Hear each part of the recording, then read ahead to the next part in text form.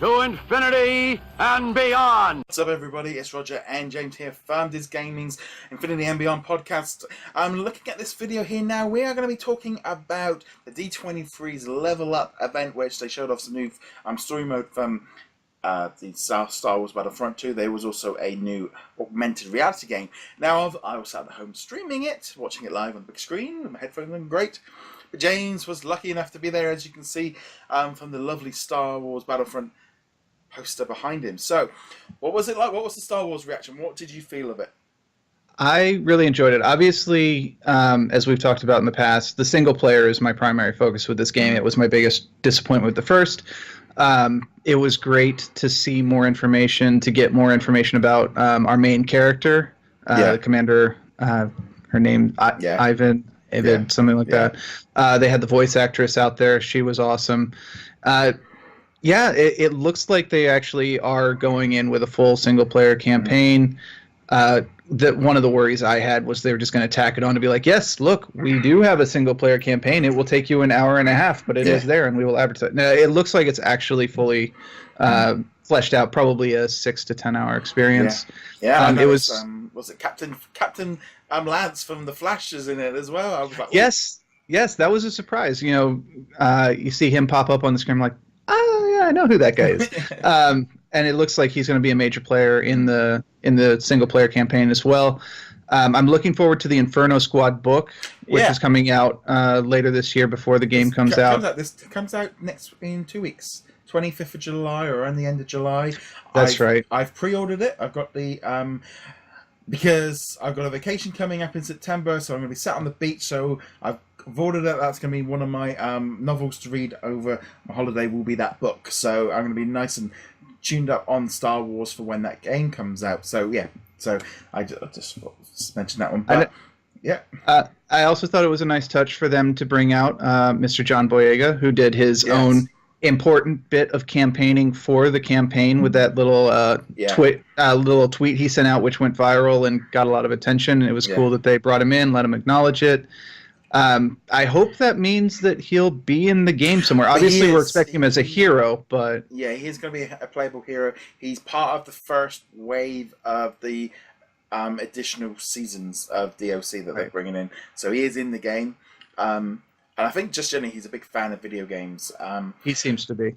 It's also quite interesting, I think, with the way that they the way they were showing off in that story mode of filming them playing it, because you definitely get that sense of they are acting it. They are full in their bodysuits. They're grabbing their emotions. They are being actors. It's not just about the voice. They are, they're filming it and using it, and it definitely kind of slid into that. They are taking this serious. They're not just. This is not just, oh, we'll just do some voices. They're going for the time of actually having these actors play the part. Yeah, and those are full Hollywood quality rigs that they're using. They're the same ones that you see, the guy who played Gollum and Snoke, whenever you see him on screen, they always have the mask with the camera and all the dots and everything. And they were just going all out. And then of course there was also the video of John playing look like a TIE fighter level, which has me super excited because I love the TIE Fighter and X-Wing series. I know it's just a level within the single-player campaign, but I'll sit there and play that level over and over and over again, just like I played the Hoth level on Shadows of the Empire way back in the day. It's also, I think it's quite cool that they're bringing out this actress, because she's basically doing the contour. She's going to be appearing everywhere, promoting the game, and in some ways it's kind of nice having like a face to a game, because you don't see that very often. No, you don't, especially in a Star Wars game, and in a Star Wars game where you're playing stormtroopers, special elite stormtroopers, but you almost never see them without their helmets on, with the exception of Finn in Force Awakens. So no, it looks really good. I thought the story mode was it's just like a thing of, that's what we all wanted from the first game. We know the base game's there and all the other stuff's going to be great, but that's what a lot of us enjoy playing, and I thought it did very well. Now jumping over to another bit of... There was a bit of extra Star Wars news that I wasn't expecting when they said, we got something new to announce and no one's ever seen it before. It's like, okay, here we go. Augmented reality. where you plug your smartphone into some weird looking device to play Hollow Chest, and then there was also some I looked online and there's like a lightsaber thing, and you can pre it from Best Buy, but there's no price. It's all very, very early, and I'm like, I don't know. I'm not sure. It's one of those things we're going to have to get our hands on before we can say whether it's worthwhile or not. I do hope that they do maybe some demos of the actual unit. This is one of the ones they weren't showing, and the lightsaber bit was right at the end of the video. It was literally a person picking a lightsaber up, and then you could see through the HoloLens. Well, it's not actually a HoloLens. That's the Microsoft product, but for ease, we'll call it HoloLens. And you could see through it that the lightsaber blade was extended, even though it was not in real life. Well, apparently the Jedi Challenges app is going to have lots of different games and stuff added onto it. It really depends, I think, on the price of that headset. It really does. You know, if you're talking like I'm thinking this is more like the Samsung sort of VR, $30, $40 kind of cheap expansion to your telephone that, as a gimmick, probably could work quite well. At that price, if it's anything more than $20-$30, it's gone past an in-post purchase. So the fact that you're using your phone means it's not really got a lot of hardware in it. No, and it does mean they have to support a very wide range of phones. Yeah. But at the same time, you know, if it's done well, it could be very fun. You know, the augmented reality stuff, when done well, is pretty awesome to see little AT-ATs walking across your carpet, and maybe you're manning a turret or something, shooting them, or you're the gunner and the harpoon, whatever. Obviously, the lightsaber's the big one. It's really going to depend on how they do it. And there's still the problem that we always have with this type of game, which is that if I swing the lightsaber and whoever I'm attacking blocks the lightsaber, I'm not going to get the feedback, so my hand's going to keep going through, even though the lightsaber got blocked, and that's a big problem. But on the other hand, if the game is blocking stormtrooper blaster bolts or slicing through things that won't stop the lightsaber, then sure. Totally down with that. Definitely interesting. Definitely going to be interesting to see where that one goes. I'm definitely putting that one into this is very much that thing of Disney trying it, testing it, seeing how it works, learning from it, altering it. You know, this is, you know, what we see in 10, 20 years could have learned from the development of this. This is very much early stuff. But yeah, it's definitely a whole different side to it than VR. Agreed. And actually, there's a lot more potential in AR than there is in VR, I think. But it's also a newer technology in front of an already new technology. So, like you said, I think this is the prototype for something that we will see develop into a real thing 10 years from now.